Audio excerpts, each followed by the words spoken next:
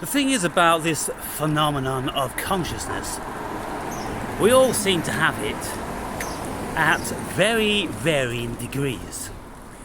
And so doesn't it stand to reason that if we have this consciousness at varying degrees, then we see the world in varying ways. And when we are starting to learn about how the human brain and mind works differently from each other, and how some of us have internal monologues, some of us have internal dialogues, some of us don't have any of those. Some of us see in vivid pictures in our mind's eye, some of us interpret the world with some sort of abstract image or Platonic forms. There's many ways in which we perceive this world. Well, I wouldn't even go that far. This world, there isn't one world. How could there be one world? People could say, look, there is only one world, but we all perceive it differently. And, you know, that's just a silly contradiction, isn't it? If we all see it differently, which we do, sometimes it may be only, slight differences. But we all see colours different. We all see in varying degrees of clarity. We all hear and smell. I mean, for instance, I can barely smell anything. Olfaction is the least of my senses. And I don't know why, because I had a motorbike accident where I crushed this bone in here.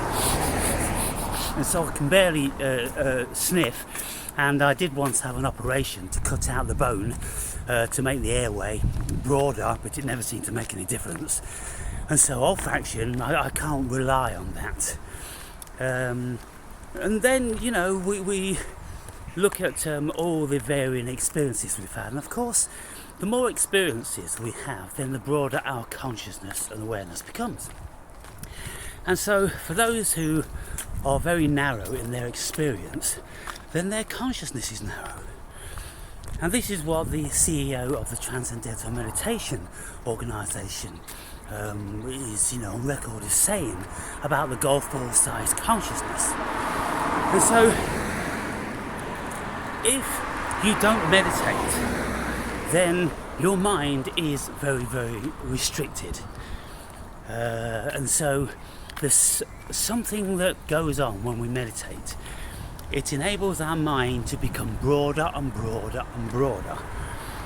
And when we do that, then we enter into a broader spectrum of consciousness, and we are possibly more able to enter into different dimensions of consciousness. But you see, I trained myself for 150 hours, sheer dedication into leaving my body. And when I did that, of course, my consciousness changed. And so I don't know whether it's because the advent of that, I'd broken through into another dimension, into the astral dimension, that I can often have spiritual experiences in that dimension. When I'm sleeping, or when I'm in meditation, or just seemingly out of the blue. I think as soon as we've done something, then there's a much higher probability of that thing occurring again, or something similar to that. And this is why when we speak with people and they reject what we say, of course I have a lot of fence sitting and rejection of the things that I've experienced and my hypothesis as to why these things are. But that's a natural thing to do for people who haven't had those experiences. And when people discount the efficacy and the wonderful positive effects of taking entheogens, those things open your consciousness up. And so how could that ever be wrong? But people who haven't took them, they seem to be kind of embittered or resentful towards people who have, because they know that you need to be very strong mentally. You need to really want to see what's on the other side of this human fiction. And the vast majority of people are not prepared to take that risk or even go there. And so then they discount and dismiss the wonderful effects of taking these things. And so this is why, often in videos I say anybody that, hasn't had a very, very broad spectrum of experience in life shouldn't really be passing an opinion, because they've got nothing to base their opinion on. If you haven't had all these varieties of experience, then you shouldn't pass an opinion on it. And I would think that's pretty well straightforward throughout life. If you haven't been to Mount Everest, then don't be passing an opinion on it, other than speculating, well, I've read this. You give a caveat before you say anything. I don't know anything about Everest, but I've read this from another person's personal account. And then, therefore, that's not your opinion, is it? You are just reciting another person's opinion who has experience of it. But, if you say, oh, I don't believe people would, get that altitude sickness on Everest, then what do you know? Nothing. And so this is the thing. But, unintelligent people, small-minded people, people who don't have wisdom, which comes with age and experience, they have this,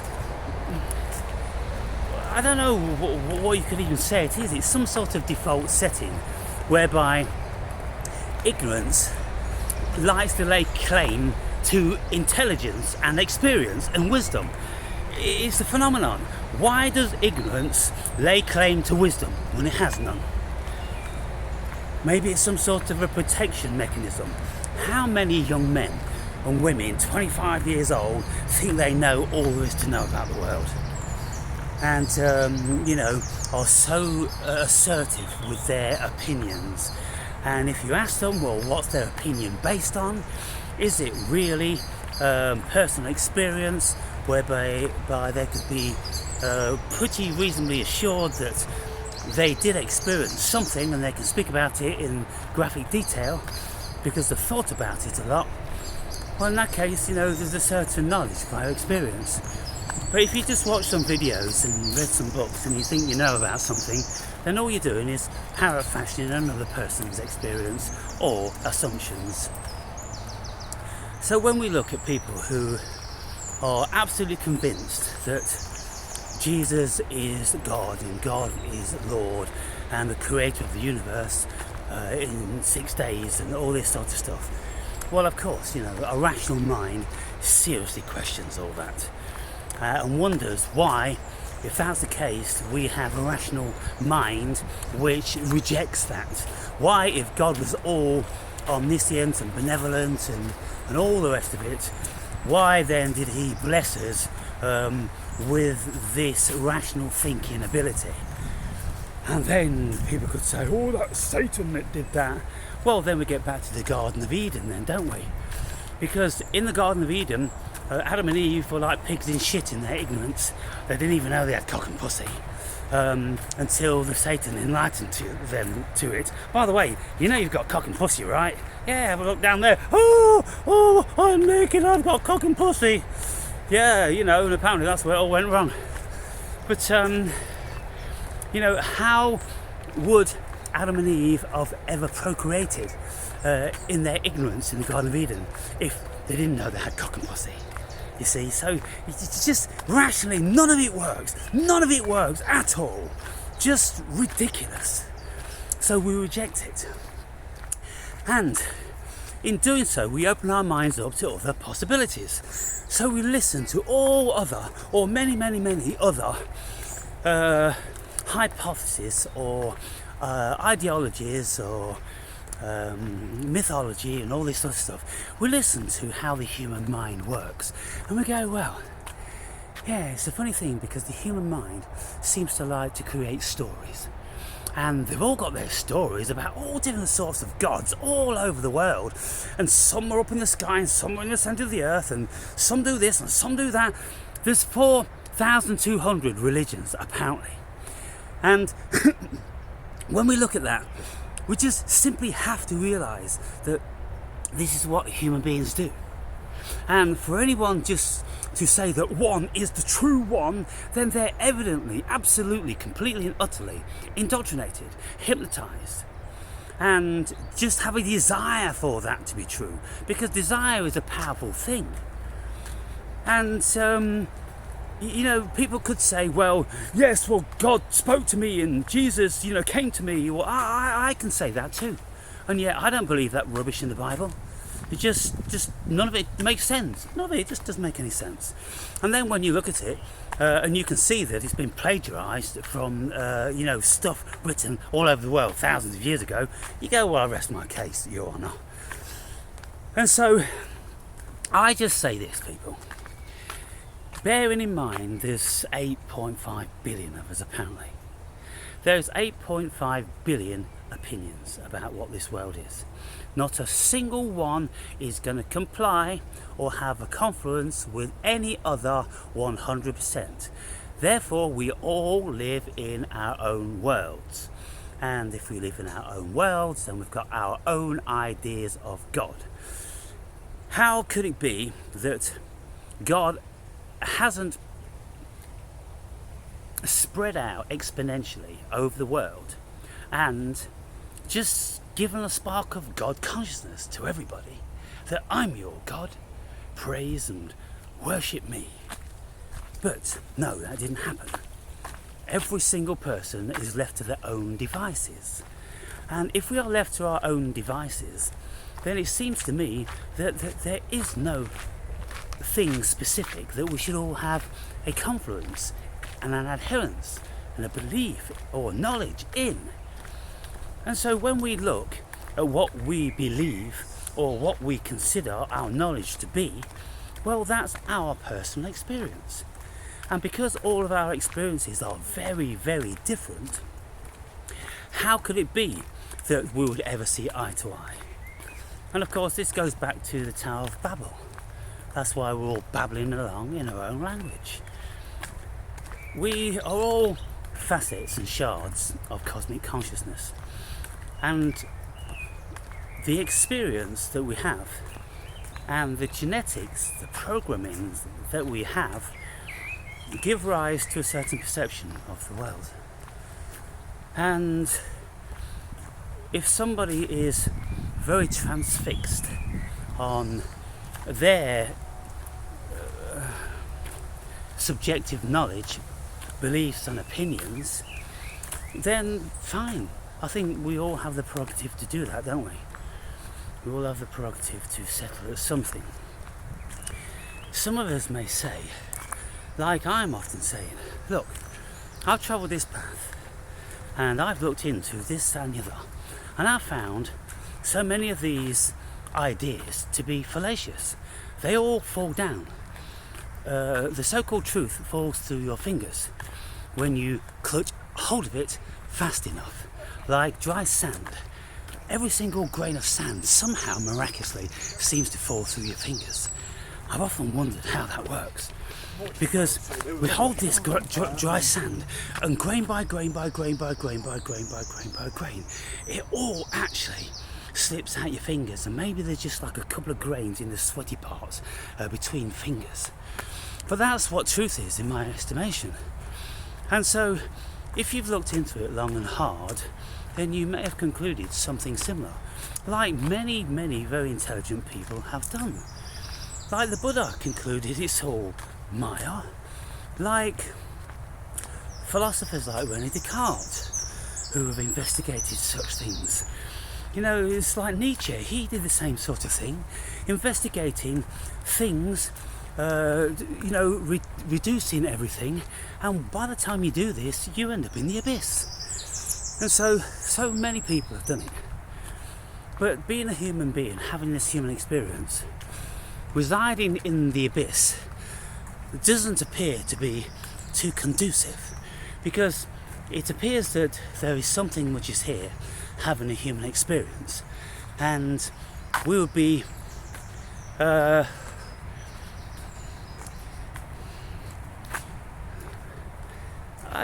what would we be?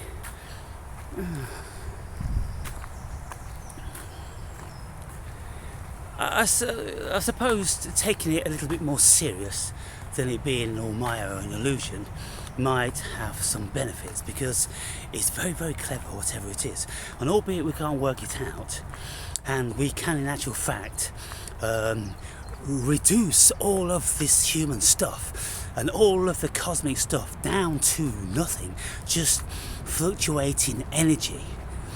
But out of that energy is the wonderful world. And so just because we don't understand it, we have no comprehension of it, how it does that, why does it do that? Why is it such a shapeshifter? Why is it so many, many things? If we look at these things around me under certain influences of substances, then it changes. And it looks very, very different. And it's got different levels of sentience and consciousness. And you think to yourself, well, in my everyday state of ego consciousness, I have no awareness that these plants around me are sentient, or that they actually have a consciousness and can communicate with me. Wow, that's quite something. But when you take certain substances, the world will communicate with you, and individual trees and plants will communicate with you. And so we enter into a very, very bizarre world.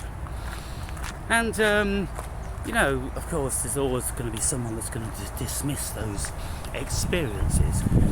But if you're going to dismiss those experiences, then you have to dismiss your own ability to perceive the world, because that is also fallacious. Because any modern scientist can discount every single one of our senses. And there's even some scientists, like Daniel Dennett, who discount consciousness. They say even consciousness is an illusion. And these are clever people. And so you need to bear some things in mind before you become so self-assertive about what you think you know. Because this egoic experience that we're having is Maya, it is illusion. It isn't anything like what we think it is. There is something going on, for sure there's something going on. Consciousness is going on. Consciousness is the only thing that we can't dispute. Consciousness is the only thing we cannot get outside of. Because even though when our cerebral cortex is unconscious, our unconscious is still conscious.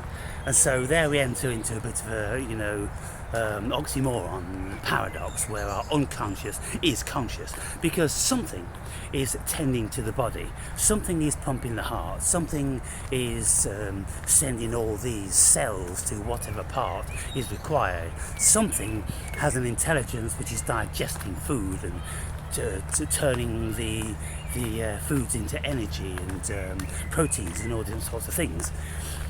And so something is conscious all the time, and yet we have no idea what it is. So I just rationalise, I just use Occam's razor, whereby, this philosopher or mathematician combined, whatever, he speculated, well, it seems to me that it's more reasonable to assume that the simplest of answers is probably more correct. It doesn't always follow, but invariably it is the case. Just look for the simplest of answers. And so the simplest of answers as to what's going on here is that we are a dream in the mind of God. If we can't find physical matter, then that takes away all physical matter. If we don't know what consciousness is, then we can only say, well, we appear to have it. It appears to be. And out of that consciousness is the illusion created of physical matter. And so, where do we go from there, people? We find ourselves in a very paradoxical situation. We find ourselves feeling pain and love and hate and anger and happiness and all these things. And yet, our very, very most intelligent of scientists tell us, well, that's all Maya, because there's no physical matter here to feel those things. Lots of Eastern Even work global philosophies that have discerned that this is all Maya, they could do that by just using their own mind. They could discover there didn't need to be scientists with laboratories and test tubes and shit like that. They could just discern that this is all Maya by looking closely at what this thing is. And it isn't difficult to do, people. You know, it's so very easy to do. And so if people want to have an adherence and cling on to Jesus is Lord and Saviour, or Allah is, you know, the one true God and all this sort of thing, then don't you just think that it's human minds just settling at whatever they're happy with? Because if we look, just a very, very rational example, if you're born into the Middle East, then it's highly probable that you will be indoctrinated into that religion and philosophy, and you will become so stuck fast in that belief and false construct, hypnosis and propaganda, that you will never accept anything else. And if we in the West can see that as clear as day, don't you think that the same occurs in the Western world from their perspective? When they look at us, some of us believing in Jesus is God and this, that and the other, they go, well, Jesus was the prophet, he's not the one true God, the one true God's Allah. And so when we have millions of people who have separate beliefs, then don't you just think it's just simply that, just a belief? So with bearing that rational thinking in mind, don't you think it's just much more reasonable to go, well, I just want to believe that, you know, whether it's got any reality to it at all, because my religion as being a Christian, you know, doesn't stand up as far as Islam's concerned, it doesn't stand up as far as Buddhism's concerned, it doesn't stand up as far as quantum physics is concerned, it doesn't stand up as far as philosophy is concerned. I'm standing alone in my religion, and what is the major tenet that makes my religion stand up in my mind? It's my faith, my belief in something, my absolute denial of anything else, my denial of rational thinking, and I just want to choose to believe that fantasy. Well, it says it all, doesn't it? And so, you know, what am I doing on this channel? I'm just throwing a spanner in the works of all machinations, because none of it stands up. There isn't a single thing that stands up to scrutiny. It all ends up in the abyss, people. And this is why, you know, the top brains on the planet, scientists reputedly, they haven't got the single most foggiest idea what 96% of the cosmos is. They don't have a single clue what consciousness is. They barely have a single clue how anything works. They only have hypotheses. So I just simply rest my case. And if any of you want to fight your corner so vehemently, then probably do it on your own, because I'm never going to be convinced by anything that you're ever going to say to me. Because you know, I've looked at things long and hard, probably more than the vast majority of people, and I've made certain conclusions, and I'm completely happy. I'm not insecure. I don't live in fear. I'm kind of like, well, it seems that, you know, at least my consciousness, whatever it is, seems to be the be all and the end all. So that must be God, as far as any notion of God's concerned. And so therefore I must be God. At least I am created in the image of God. And so, okay, well, you know, I've got godly powers then, haven't I? So I may as well concentrate on those. And then when we start to look into our godly powers, the powers of the mind, the powers of how belief works, the powers of how faith works, the powers of how concentrating on love as opposed to hate, and all these sort of things, we realise, wow, consciousness is really a very, very powerful thing. And then you start concentrating on the law of attraction and manifesting things, and we go, well, aren't we doing exactly the same, given reason, with what the God of the Old Testament was doing? Just thinking about things and saying, let it be so, and then it was. And so we know that we can think about getting this ideal job. And if we think about it long and hard enough, then the chances are, if we have the greatest of tenacity, then we will achieve that. And look, Jim Carrey is a classic example of this self-made person.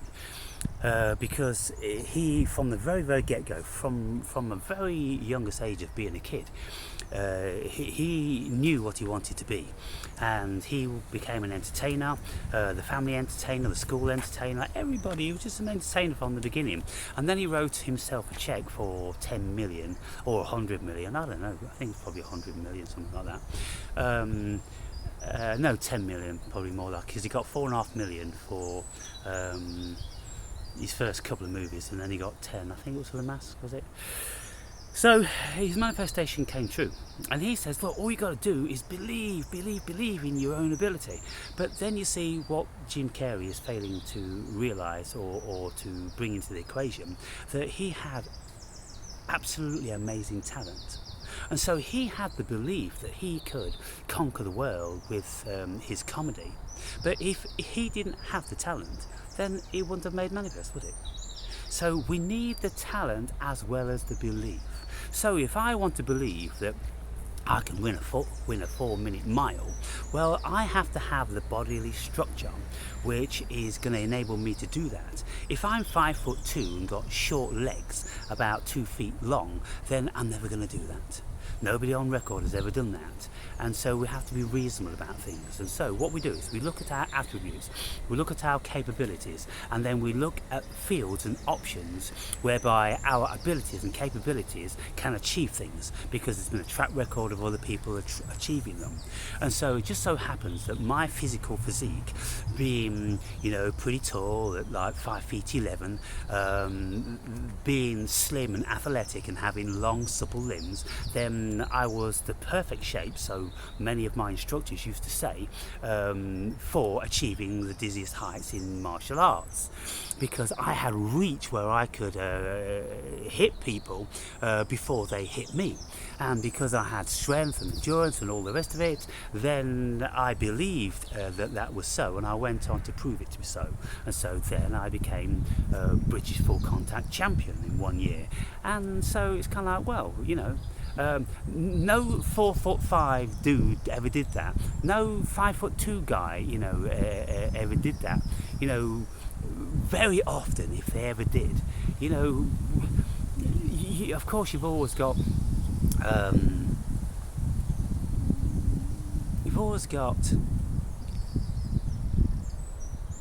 these days what's happening, I'm getting lost for words. There's always been exceptions. There's exceptions to every rule, that's what we know. But generally, looking across the board, then we discover that we'll need certain attributes to achieve certain things.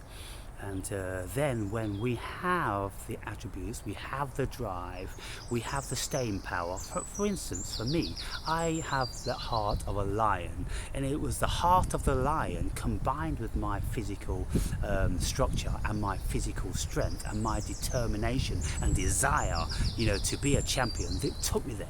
Because if I didn't have any of those attributes, then I wouldn't be able to get there. And so even though then I had these attributes, I said to myself, I'm going to do this and I'm going to do that. And I visualized it, law of attraction, and I did it. So when we look at this stuff, we have to bring into account many, many things. And when we are, let's say, very invested in the supernatural and something being a creator and something loving us and this, that and the other that we've never seen or experienced, well, I think we need to question our faith.